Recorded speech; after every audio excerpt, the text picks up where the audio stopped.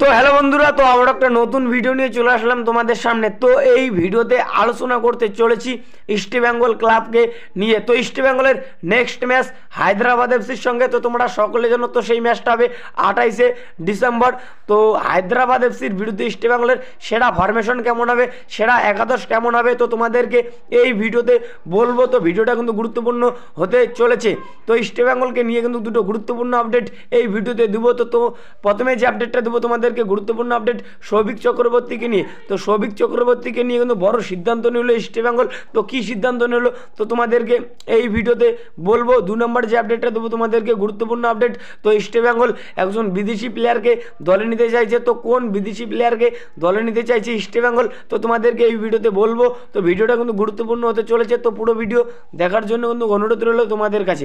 আর video ভালো লাগলে অবশ্যই একটা লাইক করে চ্যানেলটাকে সাবস্ক্রাইব করে দিও ইস্ট বেঙ্গলের সমস্ত রকম আপডেট পেতে।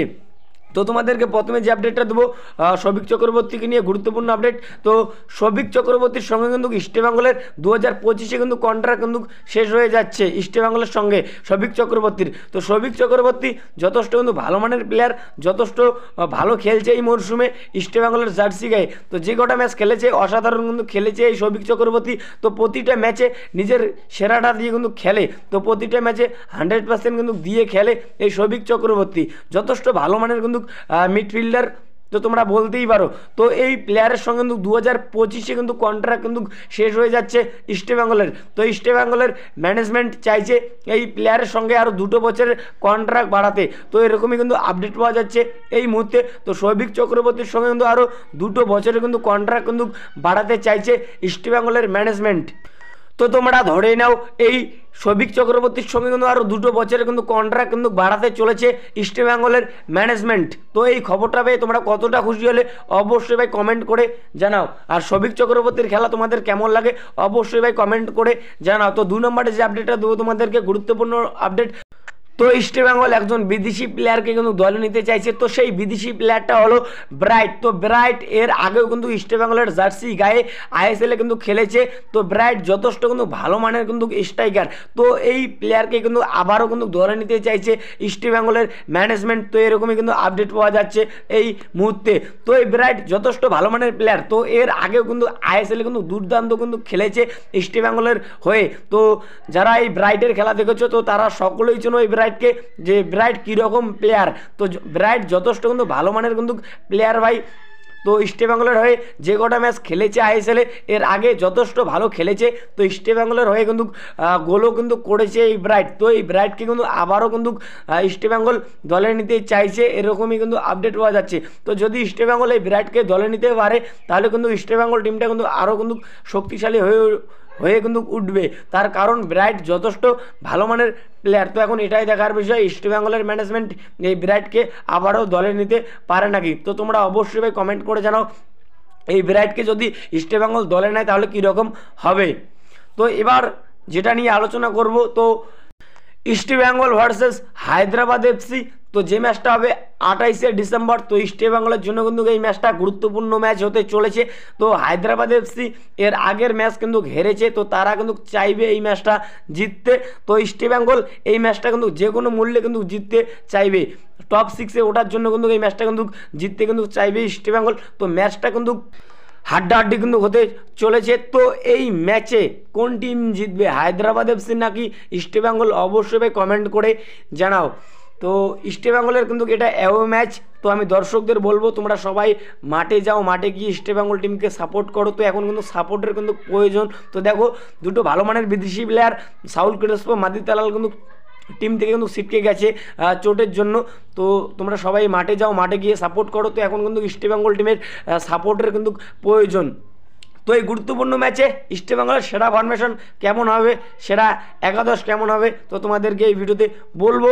তো দেখো আগের ম্যাচ যে ফরমেশনে খেলিয়েছে কোচ অস্কার ব্রুজন, তো সেই ফরমেশনটা নিয়ে কিন্তু আলোচনা করব এই ভিডিওতে। তো সেই ফরমেশনটা হলো 4-4-2। তো এই ফরমেশন নিয়ে কিন্তু আলোচনা করতে চলেছি এই ভিডিওতে।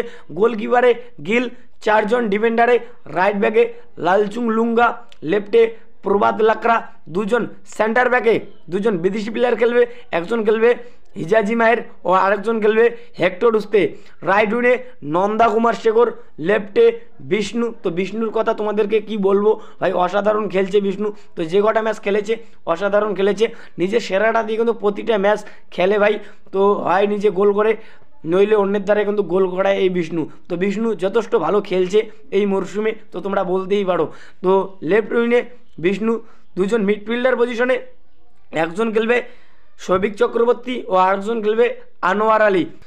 আর দুজন স্ট্রাইকার পজিশনে খেলবে, একজন খেলবে ক্লেটন সিলভা। তো ক্লেটন সিলভা এর আগের ম্যাচে কিন্তু দুর্দান্ত কিন্তু খেলেছে, তো তার পুরনো ছন্দে কিন্তু ধীরে ধীরে কিন্তু ফিরছে এই ক্লেটন সিলভা, তো তোমরা বলতেই পারো। তো ক্লেটন সিলভা যথেষ্ট ভালো খেলছে, তো এর আগের ম্যাচে দুর্দান্ত কিন্তু খেলেছে। তো আর একজন খেলবে দিমিত্রিয়ান ডিয়ামান্টাকোস। তো দিমিত্রিয়ান ডিয়ামান্টাকোস চোট থেকে কিন্তু ফিরে এসে আগের ম্যাচে কিন্তু গোল করেছে, দুর্দান্ত কিন্তু খেলেছে। তো তিনি কিন্তু ম্যাচের রং বদলাতে পারে, তো তিনি কিন্তু সেটা কিন্তু প্রমাণ কিন্তু করেছে। তো যথেষ্ট কিন্তু ভালো মানের স্ট্রাইকার এই দিমিত্রিয়ান ডিয়ামান্টাকোস। তো এই 11 জনে কিন্তু খেলতে পারে হায়দ্রাবাদ এফসির বিরুদ্ধে 28শে ডিসেম্বর।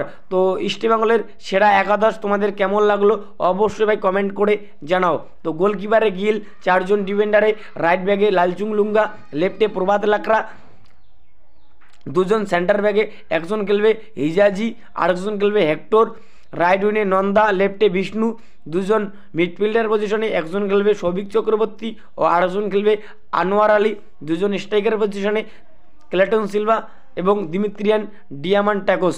তো হায়দ্রাবাদ এফসি যথেষ্ট ভালো মানের টিম, তো যথেষ্ট ভালো খেলে, তো তাদেরকে আমরা খারাপ বলবো না, তো কোনো টিমকে খারাপ বলা উচিত না, তো তারাও ভালো খেলছে।